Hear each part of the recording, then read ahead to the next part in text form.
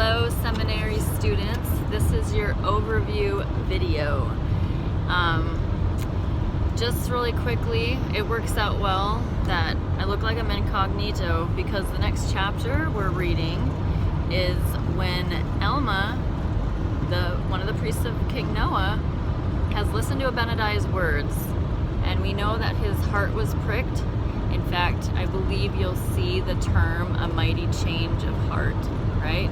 Obviously, if he was one of the priests of King Noah, he wasn't necessarily the best dude to start with, but his heart was changed when listening to Abinadi's words. And we know that King Noah, because Elma tried to stop King Noah from killing Abinadi, and King Noah thought, oh, well then we better get rid of you too. So Elma had to flee, and I'm guessing he didn't have time to go pack up much stuff. So he had to go hide for a while. I don't know if he ever got to go back to his place and pack up his favorite clothes and his toothbrush and everything. But we do know that he at least got a hold of something to write on, because he needed to write down the words he heard Abinadi speak, because we don't remember long enough, right? That's why we take notes. When something pricks our heart or it's something important, we need to write it down. So our journals or notes, and that's what I find interesting, is that Elma will do that right away. I'm pretty sure he does that before he worries about going and getting his pajamas and toothbrush for taking off in the wilderness. Another interesting thing is last week we talked about living or dying, right? Living or dying for our causes, living or dying for the gospel.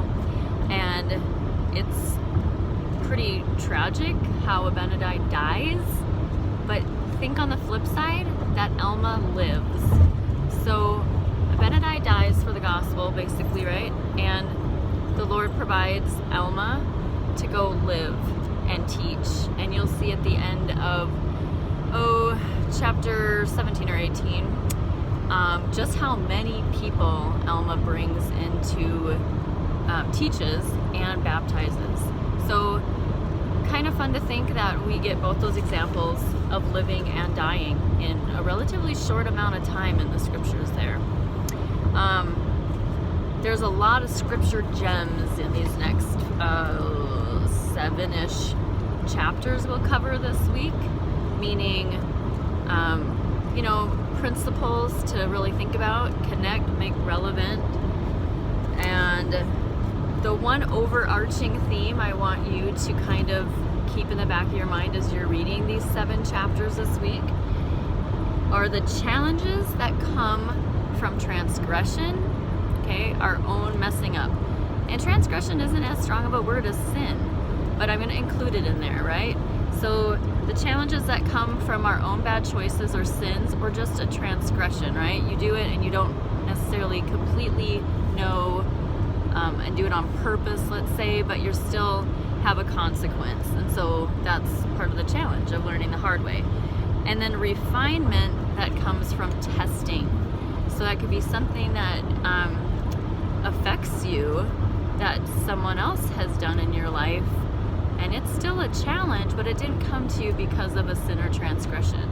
So keep that in the back of your mind this week. The challenges that come from transgressions and the refinement that can come from testing.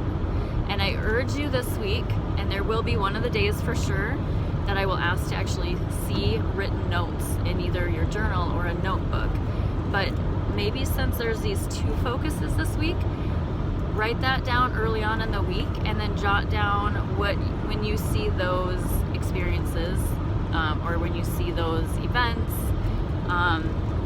and whatever comes to you that would be under the challenges and the refinement piece of it. So I'm gonna sign off there, and we'll do this week as normal. The only thing different is you're gonna be invited to Sister Paul's Zoom meeting this Friday at 1 p.m. and I will let her connect with you guys there, but I will still connect with you Monday through Thursday. So have a fabulous week. Take care.